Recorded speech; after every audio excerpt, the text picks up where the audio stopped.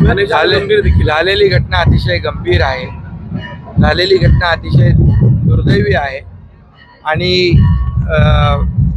जे जखमी आहेत त्यांचा तात्काळ त्यांना छत्रपती शिवाजी महाराज हॉस्पिटलमध्ये आहेत, त्यांचा जीव वाचवण्याचं काम याला आम्ही प्राधान्य देऊ आणि ही जी काही घटना झालेली आहे ती अतिशय दुर्दैवी आहे, त्याची माहिती देखील मी घेतो आणि जे त्याच्यामध्ये मृत्यूमुखी पडलेले आहेत त्याला देखील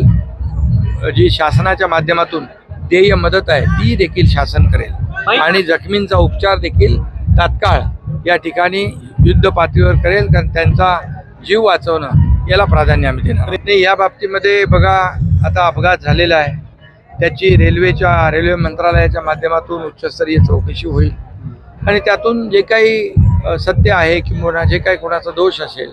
तर तो समोर येईल, परंतु ही कारवाई जी आहे ती तर होईलच, दोषी असतील त्यांच्यावर कारवाई होईल, परंतु सगळ्यात आधी जे जखमी आहेत त्यांचा जीव वाचवणं याला आम्ही प्राधान्य